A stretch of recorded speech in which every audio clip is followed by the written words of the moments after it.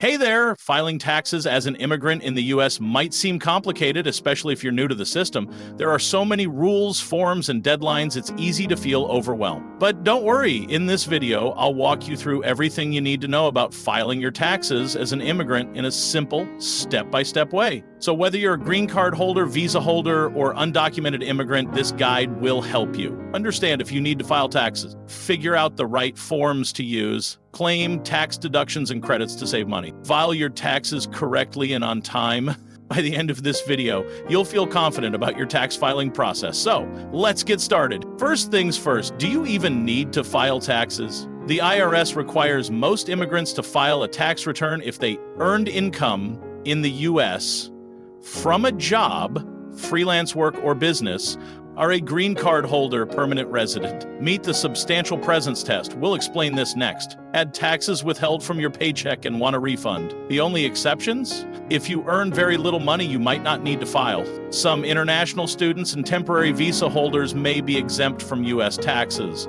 If you're unsure, check the IRS website or talk to a tax professional. The IRS classifies immigrants into two main categories. Resident aliens, taxed just like U.S. citizens. Non-resident aliens only taxed on U.S.-sourced income. To check your status, the IRS uses the substantial presence test, which works like this. You're considered a resident alien for tax purposes if you've been in the U.S. for at least 31 days this year and a total of 183 days over the last 3 years.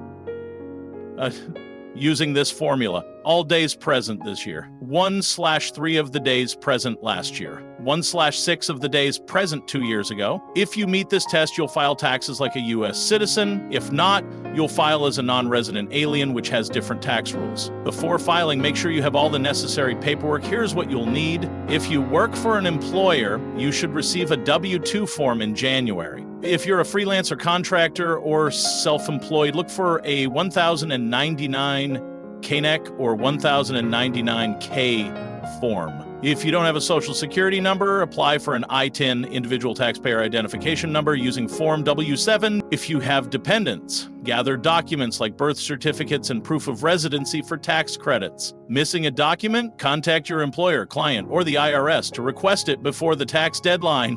You have 3 ways to file your taxes. One-use tax software. Websites like TurboTax, H&R Block, or TaxSlayer make it easy. 2, hire a tax professional. A tax expert can help if you're unsure. 3, file for free. If your income is below $73,000, use IRS Free File. Most people choose online tax software because it's quick and helps you find deductions. But if your tax situation is complex, hiring a professional is a great option. Now, let's talk about tax forms. If you're a resident alien, use Form 1-40. If you're a non-resident alien, use Form 1040 to NR. If you need an I-10, fill out Form 17. Double-check your information before submitting. Want to save money on taxes? Here are some deductions and credits to check. Child tax credit. If you have U.S.-born children, you might qualify. Earned income tax credit, EITC, for lower-income workers. Education credits, if you paid for school.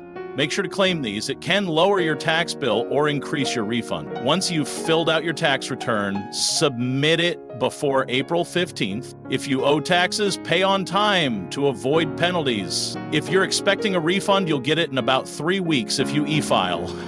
Filing taxes as an immigrant might seem complicated, but if you follow these steps, it's totally manageable. Got questions? Drop them in the comments, and I'll help. Also, don't forget to like, subscribe, and share for more financial tips. See you next time. Like and subscribe for more financial tips.